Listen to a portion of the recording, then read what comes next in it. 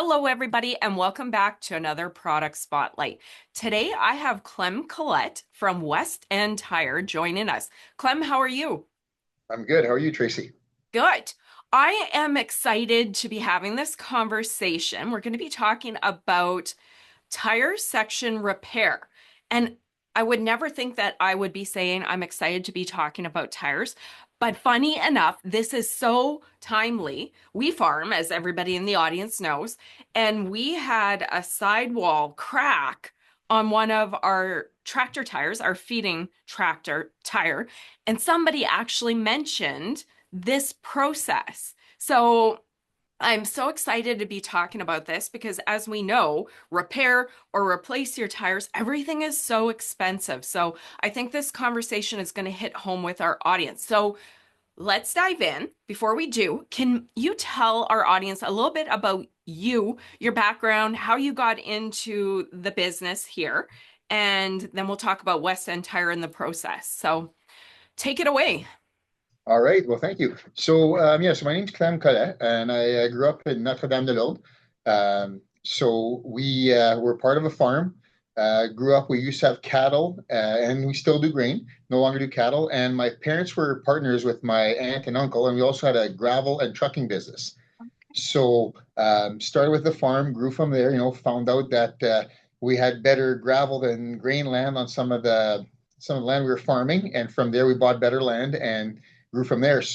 That's what brought us into West End Tire, is that we were actually a customer of West End Tire, and the gentleman and his wife who were looking to sell had mentioned it. We found out through the salesman who knew us. So he goes, "This would be a good fit for you guys." So my dad, my uncle, right from chores into the city, met with Ed and Vicky Campbell, and made a handshake deal. And in 1990, we bought West End Tire. We grew up, like I think most farms now, it's farming has become a big business, and we got a chance to really get a good taste of it growing up in gravel and trucking. And so since then, as the businesses grew, there's two families, 9 kids.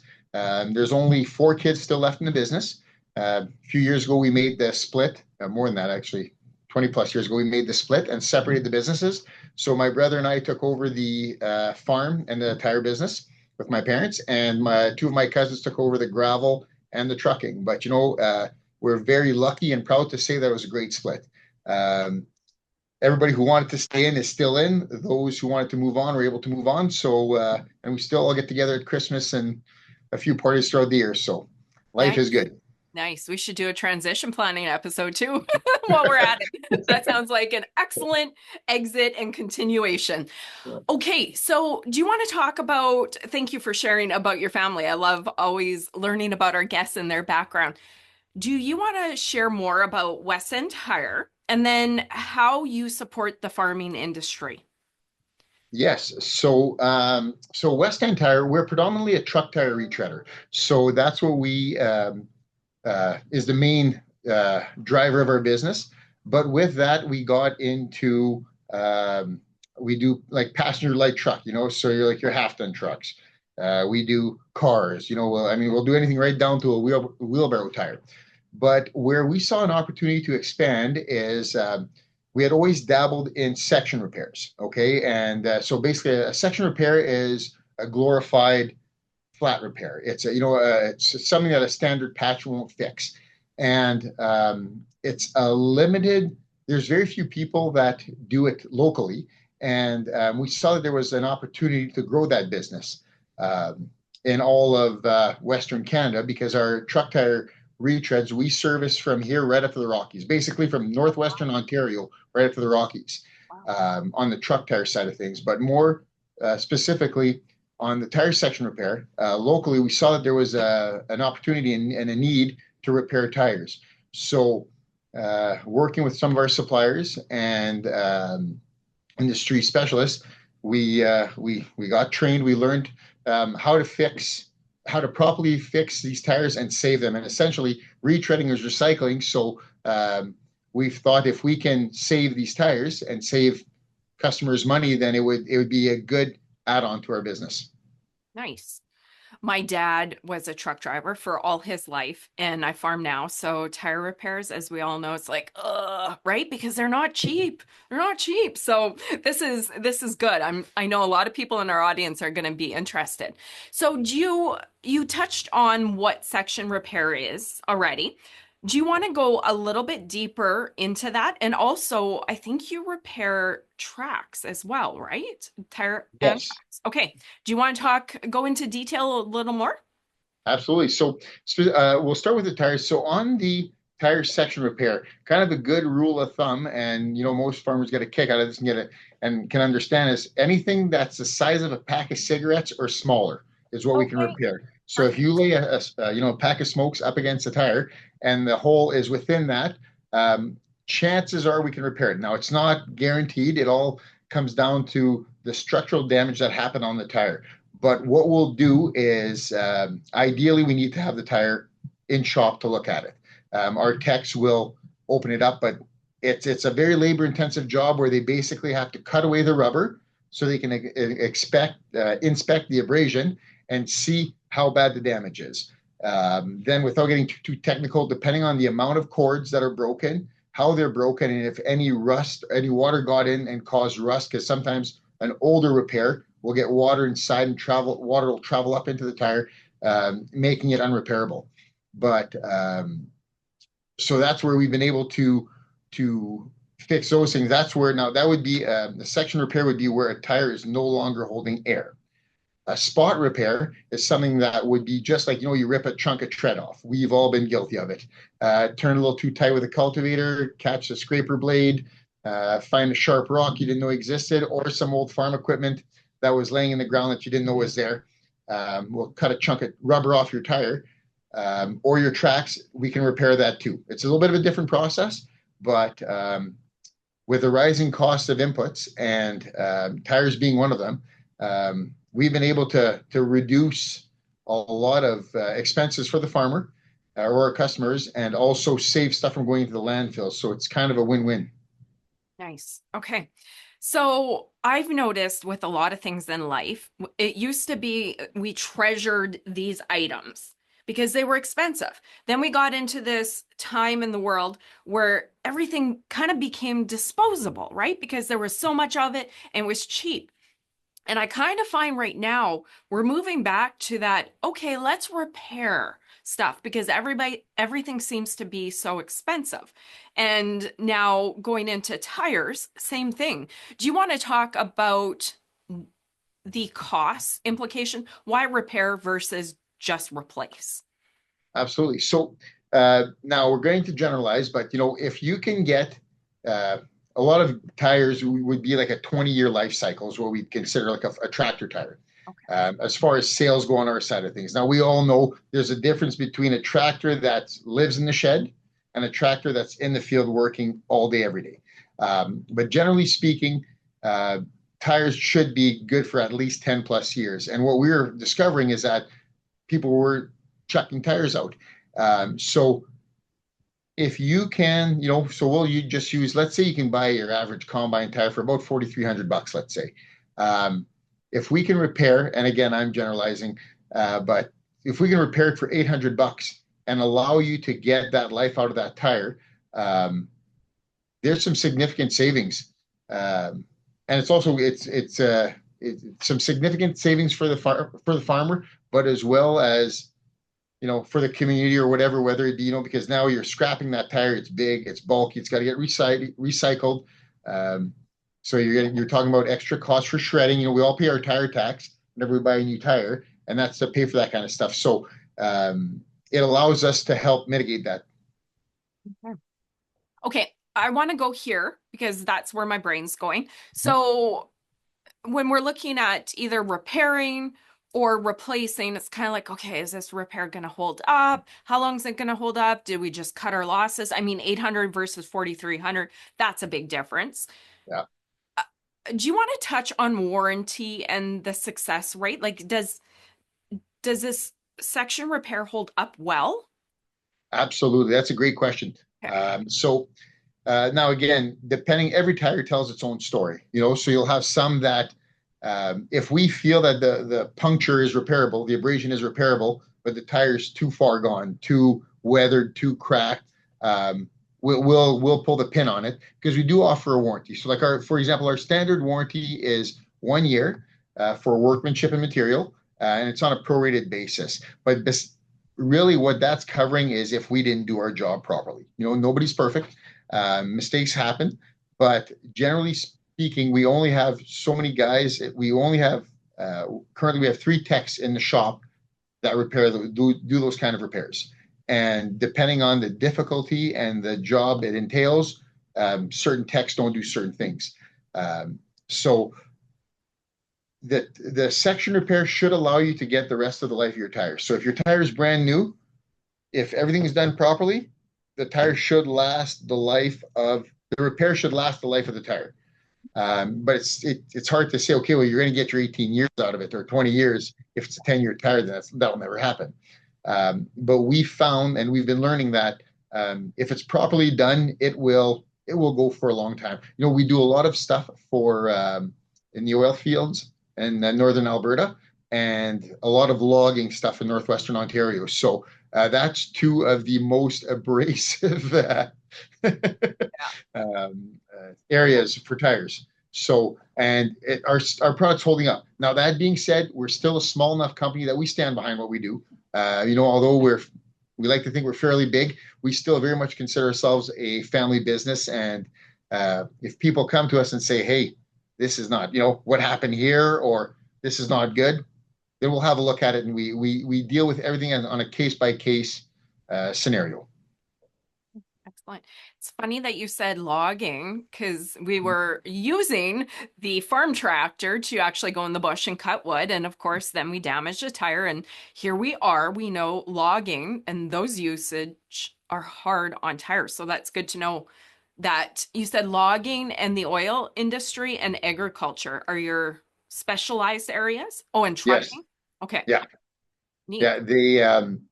Um, for logging and the oil fields that's where we see the biggest damage, just because you don't know what you're driving over, Right. more so than fields. For the most part, although you're going to be breaking ground, you're going to find old yards that you didn't know existed, or not old yards, but old dumping grounds for where all the steel went that was no longer usable. And that's normally what we find a lot in the tires. Okay. Okay, so that covers the what it is and the Mhm. process, and then costs, warranty. Is there anything else you want to add on to that? Did you cover Uh, everything? you know what? I'm just going to quickly look at my notes here. The next Yes. thing, okay, go Oh, ahead. sorry, go I was ahead. just going to say, if you have anything else there that you want to add about the process, the types of repairs, the locations, any of that stuff, go ahead. The next thing I want to ask you about is what type of tires and farm equipment. So, Okay. Well, as far as now, what I should mention is the difference between a regular repair and a section repair. And I know we talked about that standard pack of smoke size, but sometimes it could not look like a big repair. But let's say, for example, you just okay, I got a flat, I fixed the flat, it still keeps leaking. A lot of times there's underlying damage that can't be found. So instead of doing what we're all guilty of doing is throwing another plug in it, or just say, well, repatch and we'll see if we can get an extra month out of it. Sometimes it's worth talking to your local dealership, because we work really well with all of our tire neighbors. Okay, and it's worth mentioning to them. Say, hey, should we be having a look at this? And it's rare that they will know what to do with it, but they know how to get a hold of us. So it's worth talking to your local guy, because we like what I call tire neighbors. We with our retreading, we do a lot of networking with all the small town dealerships, and we're small town people, so we get it. We're proud of that.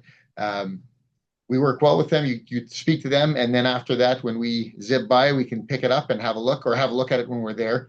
Um, but again, if it's hard for our sales guys to know what to do, because they're not the ones cutting into the tires. They don't know. It's best to take the tire for a road trip, have a look at it, and then we assess it in our shop.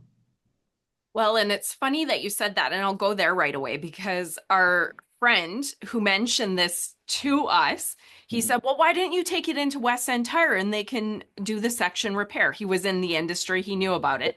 And then Anthony's like, well, then I got to bring the tire all the way to Winnipeg. So let's talk about that. You have partners, tire neighbors, I think you called them. How does that work? So let's say you have a tire issue. Who do we call? Walk us through that. In this day and age, you can always call online and then we'll point you in the right direction. In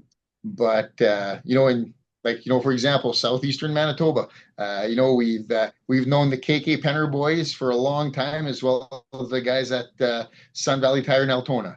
We get along really well with them, and I hope it's okay that I use their names. But you call them or you bring it to them because usually that's an easier haul as opposed to bringing it all the way into Winnipeg. And then our guys, we've got trucks all over every direction every day, delivering and picking up tires. So we've got the equipment to handle that.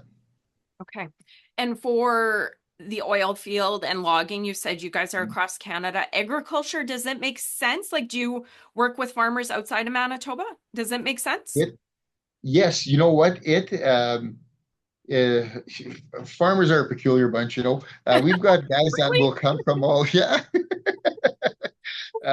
It's funny. We've got guys, just last week we had a guy from Minnedosa who popped in, and Okay. I was like, oh wow, it's a bit of a long haul. I said, well, you guys fixed a tire for me a couple of years ago. Now I need tires for my truck. So I mean, we welcome everybody to come in if they want, but the reality is that especially with the cost of fuel, it's just not worth everybody's time and money sometimes to bring it all the way across. So yeah, we have a very good network, especially in southern Saskatchewan, because our trucks go down both major highways. We go to Regina and we go to Saskatoon once a week. We go to Calgary, we go to Edmonton. So there's many stops along the way, and we're slowly building up our network to help out whoever we can. Okay. Two different spots I wanted to go. Downtime. So we all know something happens to the tire. I mean, us with feeding cattle, we can't have a lot of downtime. When you're in the field, you can't have huge downtime. So I'm not sure if somebody would just say, okay, we're sending the tire on and just replace it with a new one and that becomes a spare, or if they want that one fixed. Do you want to speak to downtime? Absolutely. Actually, that's a great one.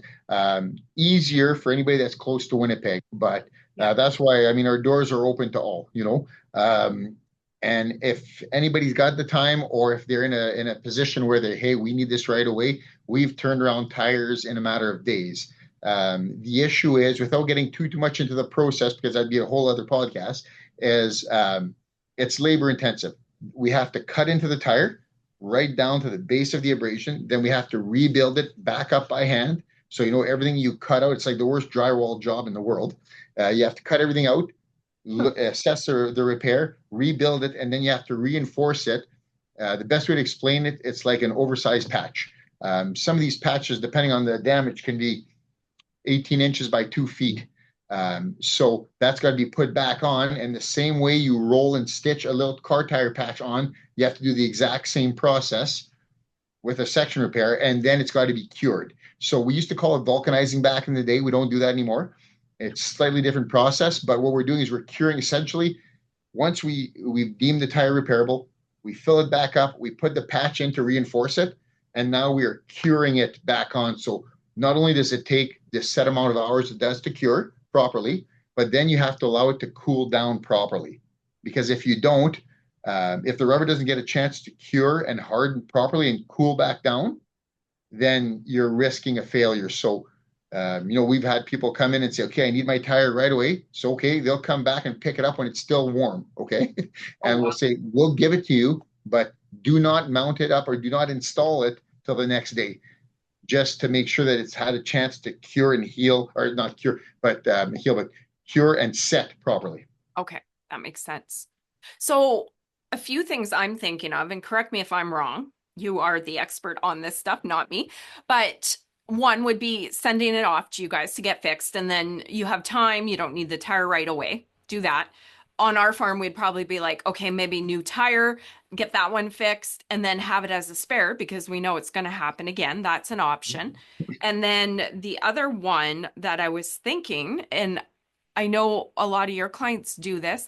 Let's say the tires are a little on the iffy side, treating it as a seasonal process. Like at the end of harvest, it's like, let's check out our tires, send them off to get fixed. We obviously don't need the combine over winter. Is that a thing? Absolutely. We definitely encourage that. For one, it allows us to, we have different seasonalities because we're kind of dabbling in different industries. So we encourage all our customers not to limp it through, okay? Because sometimes that will make it worse. I see you smiling. You know what I mean? Yeah. All of a sudden, poof. But we encourage all of our customers to do that if they can, is to assess and have a look at their equipment, take good inventory of what's going on, and then if they've got questions, now is a good time to do it. For example, we practice on our own tracks before we really got into it. We pulled one track off of our quad track and we started just repairing. And we did all the nicks and cuts because it allowed our techs to practice. This was years ago to Okay. see how well this would work. Yeah. And I mean, so some of the process we're still learning, but it's a good time. You're going to do a way better job if you've got the time to do it and you don't have someone standing over your shoulder, breathing down your neck saying, let's go, let's go, let's go. Right. So, Well, and if you can spot something in fall versus pulling it out the next mhm, year and you're ready to hit the field and it's like, oh shoot, right? absolutely. Okay, I want to touch on that too, because we're talking about tires, and we mentioned at the beginning, you work on tracks, and I can imagine with tracks, those things are not cheap. And Oh, I can't even say a price because we don't have tracks on our farm. But when you look at a tire, that almost seems like a no-brainer, 800 versus 43. And of course, all the tires are different. But for tracks, repair price versus how much are those new? Aren't they like crazy? they are.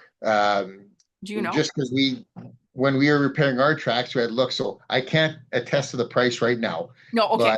but I know for a fact that last year's price at least was 26, like for a quad track John Deere. Yeah. Okay. It was $26,000 per corner. You can buy a new tractor for that. Not a quad track, but you can buy a new tractor for that price. So now that's very scary.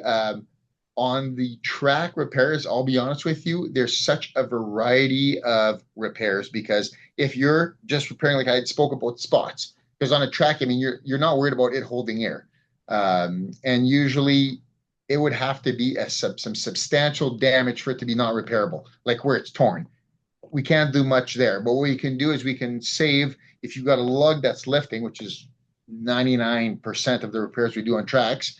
Um, and if it's just the lug itself, if you can imagine the track being flat, and if you just kind of shave off a lug, that's more insignificant in the sense that you're just losing that traction, but you're not affecting the integrity of the track. To is where if it's cutting into the lug and going into the track where it's lifting up, and you're going to lose, now you're affecting the structural integrity of that track.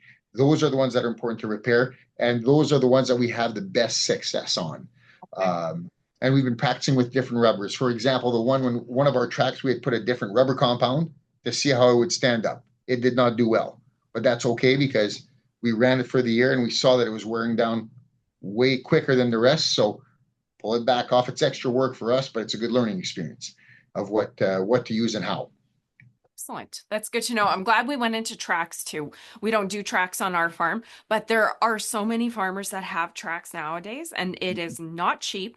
And I can imagine you would know better than I do. I'm going to ask this tire section repair for tires and tracks. I don't think all farmers know about this, do they? No, it is Okay. surprising. It's surprising how few people know about this. Yeah. A gentleman who's still in operation, but before us getting involved, we only knew of the one gentleman Okay. who did it, and I believe he's still active. But it's surprising how few people know about this. So that's why we're trying to get the word out. Yeah. I would say we're still fairly new to this. We've been doing section repairs. as long as we've been in business here, but to get into the bigger, more specialized stuff, we've been doing it for over 10 years now. And so there was a lot of training and I wouldn't say R&D, but a lot of training that happened on our end because we had the techs that were used to doing truck tires. Well, Right. after a while, they tend out to be a lot of the same things. They just had to learn to work on bigger equipment and then learn how to work with it, if that makes sense. Um, That makes Part of sense. the curing process is how to put stuff on, how to you have to ensure that you're getting proper heat for the right amount of time to cure the rubber. So there's a lot of, I guess, a lot of math that came into play. Well, and if you're pioneering this too, it's a new process. And yeah, okay. Interesting. I'm glad I asked that because same thing with Anthony. If something happens, I mean, you can fix it, you can fix it. If not, it's like, okay, new tire, we don't have downtime. But you get into these bigger tractors, those are just feeding tractors, right? We're beef farmers. Mhm. Those are smaller tractor tires, still not cheap, but you get into these big tractor tires and tracks. Oh my goodness, that is not cheap at all. And you talk about time of turnaround time. Yeah. Uh, Cattle farmers are like that. Those tractors are running every day, all day, every day. Yeah. We, I mean, on our own farm, we started doing that as soon as we repair one, or if we need to buy a new set, we keep a spare just in case. Yeah. And we did just that on one of our quad articulated tractors. We have a big tire in the shop. It's in the shed. It seems like overkill, but it was practice for us for one, and it allows us to quickly pop one on and off if you're in the middle of seeding or middle of harvest. Uh, Right. Downtime is not an option. Right. And that's why I asked it. It's like, okay, get it repaired and wait, or you get a new tire and then you send this one to get fixed because that's what we have learned, right? When you're younger, it's like, oh, darn this is broken. But now the core things for our farming operation, especially like with the chopper, because we chopper feed, we have this part and this part as backup on the bench because we can't do downtime. And some of these parts take so long. So same with tires. It's like, okay, move on, buy a new one, get this one fixed. So next time it happens, they can come out, change the tire, and you have it right there, right? So that's kind of why I was saying that earlier. Absolutely. Yep. No, that's I love hearing that you guys chop your feed. By the way, I'd heard that in one of your podcasts. It brought back memories because we used to love as kids going out just for that. Oh, yeah. Yeah. Come back dusty, itchy, but it was fun. The cows were happy. Life was good. Yeah. The girls like their feed chopped. They don't want to eat it from bales.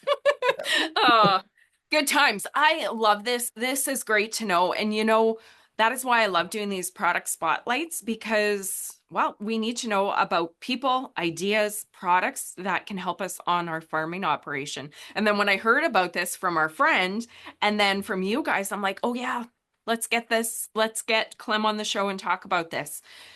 Okay, so we went through the process, the costs. Oh, the types of equipment. I don't think we covered that. Do you want to touch on that? Sure. Well, you know what? Ultimately, anything with tires or tracks, we can repair. We'll try. For example, if you've got a tracked skid steer, that's a different ball game. Okay. Those would be harder to work on, but pretty much anything that holds air, we can repair. And we always quote first. Sometimes you have to that we can't make that decision for the customer, but we will definitely give it a look. It costs nothing for us to have a look and to give you a quote. So Okay. Okay, perfect. Then that covers that. Downtime, warranty, we covered that. So that's excellent. My only other question is how can farmers get in touch with you? And I'm going to throw something out there. I can't remember if I seen this or I'm just making it up. Is there any way farmers can text you pictures or that's just not doable in this situation? texts are it's difficult. Okay. Okay, some yes, some no. But the best thing to do is if you prefer to call us directly, we've got our toll-free number. You can pop into the city and ask us.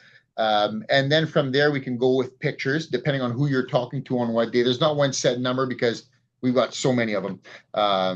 But if, The best way to start is to go with a phone call. And then depending on what we think the problem is, sometimes a picture will save, say, okay, well, if I ran over a shovel, let's say I found an old a cultivator shovel in the field. Okay, well, that one, chances are we can repair it. Yeah, bring it in. Or, hey, I've got a big hole in the side of my tire. Okay, well, send it. And if it, we'll get people to hold their fist up beside it. It's like, no. Yeah, If you could right. put a basketball through it, then we all know the answer. That makes sense. Yeah. Call and So then talk about it. From there, you kind of filter it down, pictures, and then if it's worth it, send it to one of the Depot's partners, as you mentioned, right? yes, That yeah, makes because sense. it's Okay. we've got we're online, westentire.com, and we've got the pictures are usually a good step two. First, it's Yeah. good to speak to someone in person. You can't beat that. Yeah, that makes sense. Okay, so Clem, if do you have anything else that you want to add here? Otherwise, I'm going to do call to action, and then of course we're going to put your contact information, website on the show page for anybody watching, listening. You can find it there. Do you have any final thoughts to share? No, I think we've got everything covered today. I think so. I enjoyed this.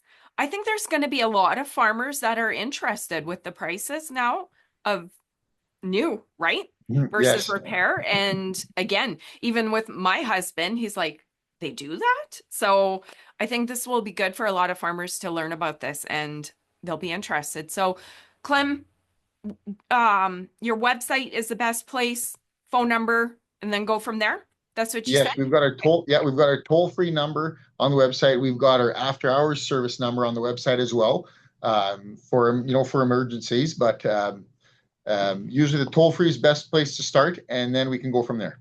Okay, excellent. Thank you so much for joining me, Clem. I appreciate this conversation. That was a lot of fun. Thank you very much. Thank you. You guys in the audience, if you like this as much as I did, like it, share it, and get it out there so other farmers can learn about this. And we will see you on the next product spotlight. Bye, guys.